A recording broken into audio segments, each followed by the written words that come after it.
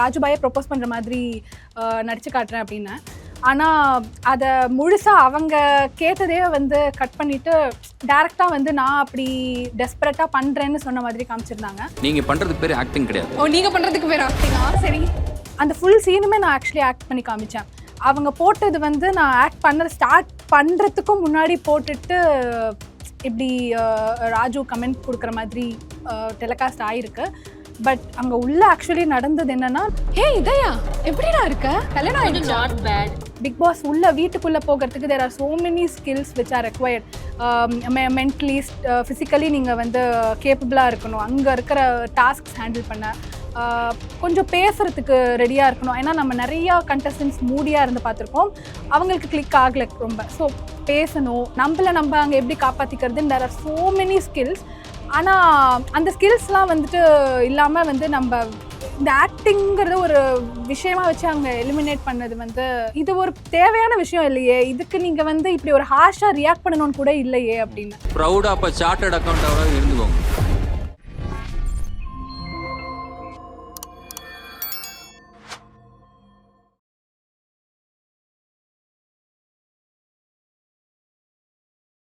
Provoke TV நேயர்கள் எல்லோருக்கும் அன்பான வணக்கங்கள். ஸோ இன்றைக்கி நம்ம ஒரு முக்கியமான கண்டஸ்டண்ட்டோடு இணைஞ்சிருக்கோம்.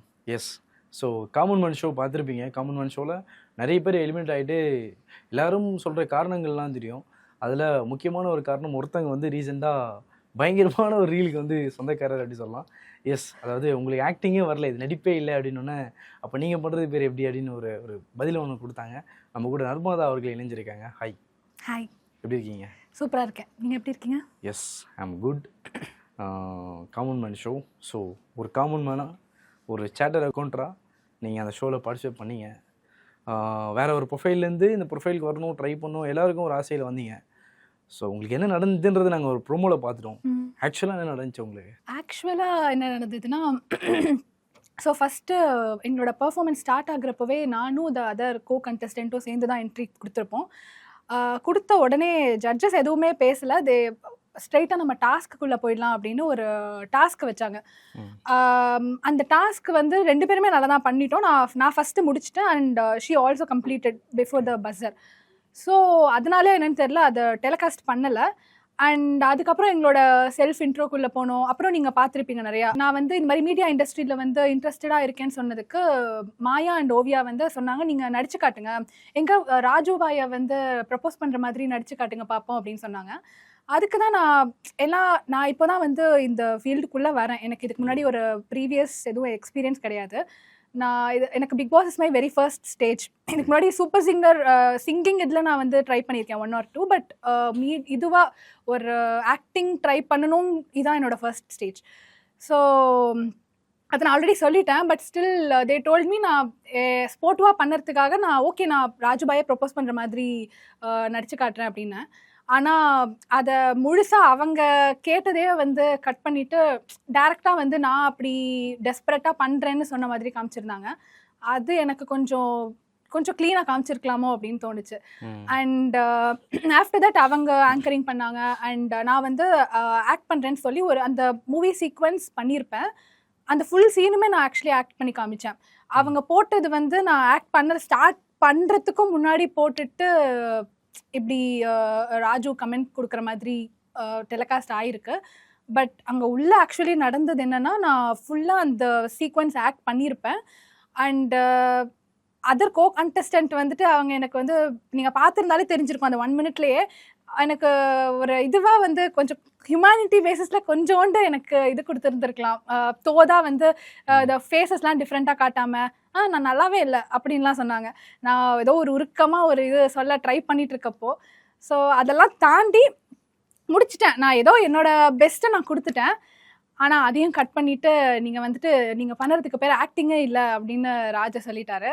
எனக்கு திடீர்னு கொஞ்சம் கஷ்டமாக தான் இருந்தது, லைக் இப்படி சொல்கிறாங்கன்னு. But at the same time எனக்கு அந்த இடத்துல நான் ஆல்ரெடி பதிவு பண்ணிட்டேன்.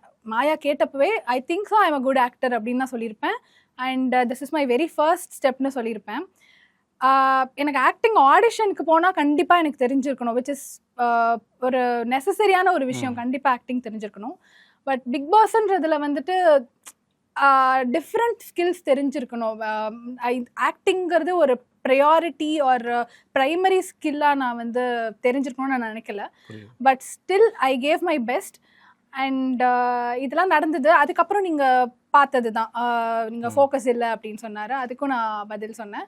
தென் ரிஜெக்டட், நீங்கள் கிளம்பலாம் அப்படின்னு சொல்லிட்டாங்க. I was very happy to leave. ஏன்னா எனக்கு ஐ வாண்டட் டு ட்ரை. எனக்கு நான் புதுசாக எக்ஸ்பீரியன்ஸ் பண்ணணும்னு ரொம்ப ஆசைப்பட்டேன். அதுக்கு தான் நான் போனேன். அண்ட் ஹோப்ஃபுல்லி எனக்கு நெக்ஸ்ட் இவ்வளோ லெவல்ஸ் வந்ததில் எனக்கு ரொம்ப பெருமையாக இருந்தது, ரொம்ப சந்தோஷமாக இருந்தது. ஜஸ்ட் அவங்க இன்னும் கொஞ்சம் ஒரு கர்டசியோடு ட்ரீட் பண்ணியிருந்துருக்கலாமோன்ற அந்த ஒரு தாட் மட்டும்தான். பட் அங்கே சொன்னது தான் எனக்கு ரொம்ப ஹாப்பியாக நான் வெளியில் வந்தேன். ரொம்ப எனக்கு ரிலீவ்டாக ஃபீல் ஆச்சு. ஓகே ஃபைன், ட்ரை பண்ணோம், இட் டின்ட் கிளிக், பரவாயில்ல, there are so many other chances அப்படின்ற மாதிரி இருந்தது. ஸோ அந்த ரூம்குள்ளே அந்த 40 மினிட்ஸ்க்குள்ளே இதுதான் நடந்தது. அதுலேயே வந்து ஒரு டைலாக் ஒன்று சொல்லிட்டு வந்தீங்க, அது ஸ்பான்டினேட்டாக வந்துச்சுன்னு நினைக்கிறேன் உங்களுக்கு. சொல்லும் போது ஏன் அப்போ நீங்கள் பண்ணுறது எல்லாம் நடிப்பா அப்படின்னும் போது எல்லாரும் கமெண்டில் இது பண்ணி என்ன சொன்னாங்கன்னா, அப்போ நீங்கள் பண்ணுறது எல்லாம் ஜட்ஜிங்க இது அப்படின்னு சொல்லி எல்லாம் சொல்ல ஆரம்பித்தாங்க. அந்த சடனாக ஏன் அந்த கேள்வி சடனாக அடிச்சிட்டிங்களே ஏன் அப்படி? சீரியஸாக நீங்கள் சொல்கிற ரொம்ப உண்மை. ஆக்சுவலாக ஃபர்ஸ்ட் ஆஃப் ஆல் நான் மக்களுக்கு ரொம்ப ரொம்ப நான் நன்றி சொல்லணும். பிகாஸ் நான் கொஞ்சம் பயமாக இருந்தது எனக்கு. This is my very first time இந்த மாதிரி மீடியாவில் அப்பியர் ஆகுறது. ஸோ மக்கள் எப்படி எடுத்துப்பாங்களோன்ற மாதிரி இருந்தது. ஏன்னா த வே ஐ வாஸ் ட்ரீட்டட் எனக்கு கொஞ்சம் எனக்கு எப்படி எடுத்துப்பாங்கன்னு. ஆனால் அந்த ப்ரோமோவில் வந்த கமெண்ட்ஸாக இருக்கட்டும் ஆர் என்னோட பர்சனல் டிஎம்ஸில் அவ்வளோ மெசேஜஸ் வந்து நீங்கள் வந்து நல்லா பண்ணீங்க ஆர் நீங்கள் அவங்க சொல்கிறத நீங்கள் கண்டுக்காதீங்க, நீங்கள் வந்து அந்த மாதிரி ரொம்ப நிறையா சப்போர்ட் கொடுத்துருந்தாங்க மக்கள். அதுக்கு ரொம்ப ரொம்ப நன்றி. ஃபர்ஸ்ட் ஆஃப் ஆல் எனக்கு உள்ளே போகணுன்னு நான் ஆசைப்பட்டது என்னமோ உண்மைதான். பட் வெளியில் இருக்கிறதுக்கே வந்துட்டு எனக்கு மக்கள் இவ்வளோ சப்போர்ட் பண்ணதுக்கு ரொம்ப ரொம்ப ஹாப்பியாக இருந்துச்சு. அண்ட் உங்களோட குவெஸ்டியனுக்கு ரொம்ப ஸ்பான்டேனியஸாக தான் வந்தது எனக்கு அப்போது. ஏன்னா கண்டிப்பாக நீங்கள் வந்துட்டு கொஷின் பண்ணலாம், இது ஆக்டிங்கான கொஷின் பண்ணலாம். பட் அந்த ஒரு இடத்துல ஆக்டிங்குங்கிறது ஒரு ப்ரைமரியான விஷயமாவே எனக்கு தெரியல. பிக் பாஸ் உள்ள வீட்டுக்குள்ளே போகிறதுக்கு there are so many skills which are required. Mentally physically நீங்கள் வந்து கேப்பபிளாக இருக்கணும், அங்கே இருக்கிற டாஸ்க்ஸ் ஹேண்டில் பண்ண, கொஞ்சம் பேசுகிறதுக்கு ரெடியாக இருக்கணும். ஏன்னா நம்ம நிறையா கண்டஸ்டன்ஸ் மூடியாக இருந்து பார்த்துருக்கோம், அவங்களுக்கு கிளிக் ஆகலை ரொம்ப. ஸோ பேசணும், பீப்புள் கூட கொஞ்சம் சேர்ந்து பழகி ஃப்ரெண்ட்லியாக பீப்புள் மேனேஜ் பண்ணுறது, நம்மளை நம்ம அங்கே எப்படி காப்பாற்றிக்கிறதுன்னு there are so many skills. ஆனால் அந்த ஸ்கில்ஸ்லாம் வந்துட்டு இல்லாமல் வந்து நம்ம இந்த ஆக்டிங்கிறது ஒரு விஷயமா வச்சு அவங்க எலிமினேட் பண்ணது வந்து கொஞ்சம் ஏன் அப்படி பண்ணாங்கன்னு எனக்கு புரியல. பட் அந்த இடத்துல எனக்கு அதான் ஃபீல் ஆச்சு, இது ஒரு தேவையான விஷயம் இல்லையே, இதுக்கு நீங்கள் வந்து இப்படி ஒரு ஹார்ஷாக ரியாக்ட் பண்ணணும்னு கூட இல்லையே அப்படின்னு நீங்கள் சொல்லியிருக்கலாம். கண்டிப்பாக எல்லா ஸ்கில்லுமே வந்துட்டு தானாக வர்றது கிடையாது, எல்லாமே கற்றுக்கணும். இப்போ வந்து நான் வந்து இப்போ ஒரு ப்ரொஃபஷனில் இருக்கேன் அப்படின்னா படிச்சுட்டு கஷ்டப்பட்டு தான் வந்திருக்கேன். சிமிலர்லி ஐ அண்டர்ஸ்டாண்ட் ஒரு ஆக்டிங்னா ப்ராப்பராக முறையாக கற்றுக்கிறது நிறையா வந்து லெவல்ஸ் இருக்குது. அதெல்லாம் கிளியர் பண்ணிட்டு தான் வந்து ஒருத்தங்க வராங்க ஆக்டிங்க்கே. ஸோ அது எல்லாமே எனக்கு புரியுது. ஹேண்ட்ஸ் டவுன் நான் கண்டிப்பாக அக்செப்ட் பண்ணிக்கிறேன். சொல்கிற விதம்னு ஒன்று இருக்குது, அதை அவர் இன்னும் கொஞ்சம் வந்து சாஃப்டாக சொல்லியிருந்தானா கண்டிப்பாக நான் அதை அக்செப்ட் பண்ணியிருந்திருப்பேன். ஏன்னா அவர் வந்து ட்ரிகர் பண்ண மாதிரி சொன்னதுனால தான் நான் I gave it back. But இது ஸ்பான்டேனியஸாக வந்தது. அண்ட் நிறைய பேர் என்ன சொன்னாங்கன்னா, ஆக்டிங் வரலன்னு சொல்லி அந்த பொண்ணை சொல்கிறதுலாம் ஓகே, இதுக்கு முன்னாடி சீசன்லாம் வந்து எல்லோரும் வந்து ஆக்ட் பண்ணிட்டு தான் வந்தாங்களா, இல்லை ஆக்டராக வந்தாங்களா, இல்லை நல்லா பெர்ஃபார்ம் பண்ணுறவங்களாம் வந்தாங்களா? எல்லாருமே எதுவும் தெரியாமல் ஏதோ ஒரு இடத்துல ஃபீல்டில் ஒரு சில டாக்டராக சிலர் வந்தாங்க, இல்லை ஃபிசியோதெரபிஸ்டாக சிலர் வந்தாங்க, டான்ஸராக வந்தாங்க, சிங்கராக வந்தாங்க, நீங்கள் சார்ட்டர்ட் அக்கௌண்ட்டாக வந்திருக்கீங்க. பட் ஆக்டிங் எல்லாரும் தெரிஞ்சு வந்தாங்களா இல்லை அப்படின்னு சொல்லி நிறைய பேர் சொன்னாங்க. இதை நீங்கள் எப்படி பார்க்குறீங்க? இதுதான் உண்மை நான் பார்க்குறேன். பிகாஸ் நீங்கள் அங்கே மாயா வந்து நீங்கள் பிக் பாஸ் வீட்டுக்குள்ளே போய் ஆக்ட் பண்ண போகிறேன்னு சொல்கிறீங்க, உங்களுக்கு ஆக்டிங்கே தெரியலன்னு சொன்னதுக்கு அப்போவே நான் சொல்லியிருப்பேன், நீங்கள் கேட்டதுனால நான் ஆக்ட் பண்ணி காமிச்சேன் to show what I have. Bigg Boss வீட்டுக்குள்ளே போய் நம்ம நேச்சுரலாக இருக்கிறதுக்கு தான் போகிறோம். பிகாஸ் இப்போ ரீசெண்டாக வந்த சீசன் 9ல் கூட ஏன்னா நம்ம தொடர்ந்து பார்க்குறோங்க. இப்போ சீசன் 9ல் கூட வந்து விஜய் சேதுபதி சார் சொல்லியிருப்பாரு, நீங்கள் வந்து நடிக்காதீங்க, உங்கள் கம்ஃபர்ட் ஜோனை விட்டு வெளில வாங்க, நேச்சுரலாக இருங்க, நடிக்காதீங்கன்னு சொல்லியிருப்பாரு. ஏன்னா நம்ம போய் நம்மளாக இருக்கிறதுக்கு தானே போகிறோம். நானாக இருக்கேன்னு சொல்கிறது முக்கியம் இல்லை, நம்ம நேச்சுரலாக இருக்க போகிறோம். நடிக்க வரலன்னா இன்னும் பெட்டர் தானே எடுத்துக்கிறதுக்கு. இந்த பொண்ணுக்கு நடிக்கவே வரல, அப்போ இந்த பொண்ணு கண்டிப்பாக நேச்சுரலாக தாங்க இருக்க போகுது அப்படின்னு எடுத்துக்கலாம். But I understand there are so many other skills. அவங்க ஷார்ட் லிஸ்ட் பண்ணுற அந்த இதில் நான் வந்து உள்ளே போகிறது இல்லை. அவங்க எனக்கு ரிஜெக்ட் கொடுத்தாங்களோ குவாலிஃபை பண்ணாங்களோ அதில் எனக்கு எந்த ஒரு சேவும் கிடையாது. That's not my job. அதில் நான் போகிறது இல்லை. பிகாஸ் கண்டிப்பாக இட்ஸ் தேர் தான். நான் ஒரு ஷோ அவங்க நடத்துகிறாங்கன்றப்போ அவங்க டிசைட் பண்ணிக்கணும் என்ன கண்டஸ்டன்ட் வேணும்னு. அதில் நான் எதுவும் எனக்கு எந்த ஒரு ஆட்சேபனையும் இல்லை.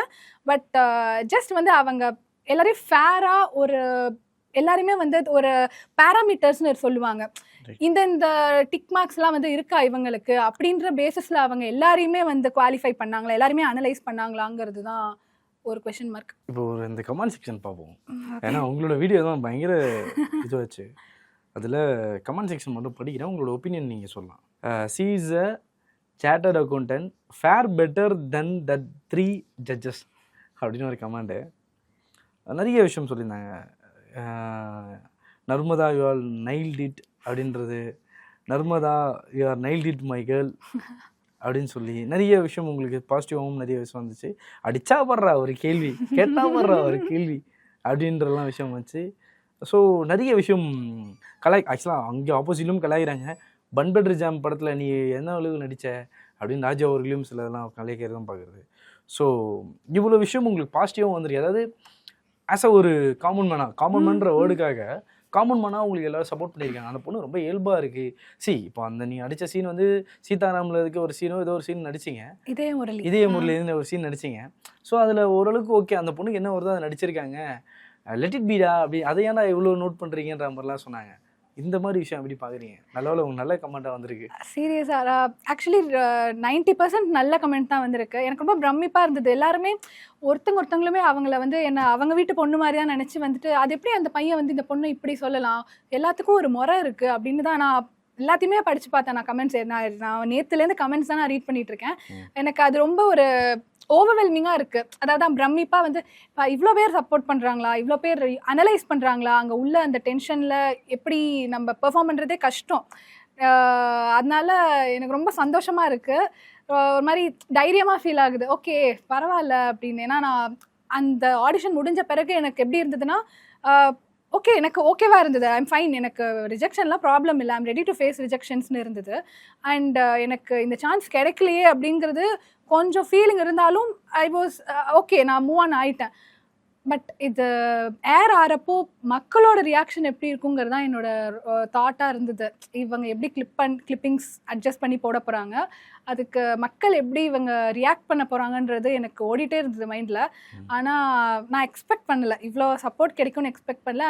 I'm very grateful. அண்ட் நிறைய பேர் என்ன டாஸ்க் எல்லாம் பண்ண இடத்துல வந்து ரொம்ப ஒஸ்ட்டாக இருந்துச்சு. ஒரு ஹியூமனை எப்படிலாம் ட்ரீட் பண்ணக்கூடாதோ அப்படிலாம் ட்ரீட் பண்ண ஆரம்பிச்சாங்க. சிப்பரை இது பண்ணு அது பண்ணு, தெலுங்கு ஷோவில் பண்ண அப்படியே டிட்டோவாக இதில் காப்பி பண்ணுது.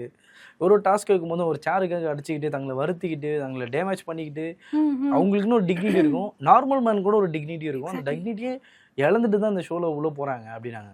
இந்த டாஸ்க் டைமில் உங்களுக்கு என்ன மாதிரி ஹர்டல்ஸ்லாம் இருந்துச்சு, அதெல்லாம் எப்படி இருந்துச்சு உங்களுக்கு? ஸோ ஆக்சுவலி நீங்கள் நிறைய பேர் சொல்லி கேள்விப்பட்டிருப்பீங்க. ஃபர்ஸ்ட் இந்த பஸ் டாஸ்க் மாதிரி இருந்தது. அதில் வந்து அதான் இந்த பஸ்ஸில் ஒரு குடவுன் மாதிரி அது ஒரு 2-3 ஹவர்ஸ் வந்து நாங்கள் ஒரே எப்படி சொல்கிறது, ஸ்டாட்டிக்காக ஒரே இடத்துல இருக்கணும். அந்த சீட்டில் தான் இருக்க முடியும். அந்த பஸ்க்குள்ளே வேணால் நீங்கள் நவரக்கூட முடியாது. ஏன்னா வந்து ஒரு பஸ்ஸில் கண்டிப்பாக பேக்டாக இருந்தது, நீங்கள் வீடியோவில் பார்த்துருந்தாலே. ஸோ ஸ்டாட்டிக்காக இருக்கணும், வேர்க்கும், சஃபகேட் ஆகும், கோபம் வரும் எல்லாம் இந்த இதில். அதில் எல்லாமே வந்து கொஞ்சம் மென்டல் ஸ்டெபிலிட்டி அவங்க செக் பண்ணுறாங்களோன்றது தான் இருந்தது. எனக்கு மைண்டில் என்ன ஓடிச்சுன்னா, ஓகே ஃபைன், நான் வந்துட்டு I am mentally strong, I am ready to prove, நான் ஓகே தான் அப்படின்ற மாதிரி இருந்தது. கஷ்டமாக இருந்தது, but I was ready to face. ஏன்னா வந்துட்டோம். அவங்க பிக் பாஸ் வீட்டுக்குள்ளே போனால் இதை விட கண்டிப்பாக பெரிய டாஸ்க்ஸ் ஒரு ரொம்ப க்ரூஷியலாக இருக்க போகுது டாஸ்க்ஸ். ஸோ இது வந்துட்டு நான் டெஸ்ட் பண்ணிக்கிறேன். முதல்ல என்னால் இவ்வளோ ஹவர்ஸ் உட்கார முடியுதா அப்படிங்கிற இதில் தான் நான் என்னையே டெஸ்ட் பண்ணிக்கிறேன்ற ஒரு மென்டாலிட்டியில் தான் இருந்தேன். ஃபன்னாக போச்சு. ஸோ நெக்ஸ்ட்டு டாஸ்க் தான் இந்த சேர் டாஸ்க். அதில் லக்கிலி எனக்கு வந்து சேர் கிடச்சிருச்சு, பட் எனக்குமே ஹர்ட் ஆச்சு. நான் மற்றவங்க சண்டை போட்டு கையில் காலில் அடி வாங்கிக்கிட்ட அளவுக்கு எனக்கு ஆகலை, பட் எனக்குமே ஹர்ட் ஆச்சு காலில். ஆனால் அது நம்ம ரொம்ப எவ்வளோ அட்டென்டிவாக இருக்கோம், நம்ம டார்கெட் ஃபிக்ஸ் பண்ணி அதுக்கேற்ற மாதிரி நம்ம ஃபிசிக்கலி நம்ம ஃபாஸ்ட்டாக மூவ் பண்ணுறோமா அந்த மாதிரி விஷயம்லாம் செக் பண்ண மாதிரி எனக்கு தோணுச்சு. எல்லாமே பண்ணோம். இது எல்லாமே பண்ணும்போது ரொம்ப ஸ்போர்ட்டிவாக தான் பண்ணோம். ரொம்ப ஹாப்பியாக பண்ணோம். ஏன்னா வந்து நான் பல பிக் பாஸ் எபிசோட்ஸ் பார்த்துருக்கேன். டாஸ்க் பண்ணும்போது ஹாப்பியாக இருக்கும், ஜாலியாக இருக்கும், என்னமோ பண்ணுறாங்க இவங்க அப்படின்னு. ஸோ எனக்கு இதெல்லாம் பண்ணுறப்போ ரொம்ப ஃபன்னாக இருந்தது. பட் த திங் இஸ் இதெல்லாம் முடிஞ்சிட்டு ஃபில்டர் பண்ணுவாங்க அப்படின்னு எக்ஸ்பெக்ட் பண்ணுவோம். லைக் 1 or 2 பீப்புள் வந்து சீட் கிடைக்காத பீப்புள் வந்து ரிமூவ் பண்ணிவிட்டு மீதி இருக்கிற பீப்புள் குவாலிஃபை பண்ணுவாங்க அப்படின்னு. அதுவும் இல்லாமல் எல்லாரையுமே வந்து இல்லை இது சும்மா ஒரு வார்ம் அப் டாஸ்க் அப்படின்னு சொல்லிட்டாங்க. அதுதான் எனக்கு வந்துட்டு ஏன்டா அதுக்கு பேசாமல் நீங்கள் பண்ணது ஓகே, எல்லாமே ஃபைன், எல்லாமே ஃபன்னாக தான் இருக்குது. பட் ஸ்டில் அதில் ஒரு யூஸ் இருந்திருக்கலாமே. இவ்வளோ கஷ்டப்பட்டு நிறைய பேர் வந்து கையெல்லாம் வந்து இதுவாகிடுச்சுங்க, கட் ஆகிடுச்சு அவருக்கு. ஸோ கையில் காலில் கீறு வாங்கிட்டு சேர் உடஞ்சி இந்த மாதிரி நிறைய பேர் கஷ்டப்பட்டாங்க. அவங்களுக்குலாம் ரொம்ப ஃபீல் பண்ணாங்க. ஓகே, பட் புது எக்ஸ்பீரியன்ஸ். லைக் நான் இந்த மாதிரி லைஃப்பில் எக்ஸ்பீரியன்ஸே பண்ணதில்லை. Entirely new experience. It was mixed. Thank you so much உங்கள் நேரத்துக்கு. தேங்க்யூ ஸோ நீங்கள் மச். எந்த ஃபீல்டுனாலும் சரி, வேறு ஃபீல்டில் உங்கள் ஃபீல்டில் இல்லை உங்களுக்கு தேவையான ஒரு பிளாட்ஃபார்மை நீங்களே உருவாக்கிக்கலாம். கண்டிப்பாக. இது முடிவில்லை, அந்த கார்டு கொடுத்தா மாதிரி தான், இது முடிவில்லை. ஸோ உங்களுக்கான பாதை நீங்களே சூஸ் பண்ணிக்கலான்றது ப்ரோவோக்டிவ் சார்பாக ஒரு வாழ்த்துக்களை சொல்லிக்கிறேன். கண்டிப்பாக. Thank you so much. Thank you so much. Thank you.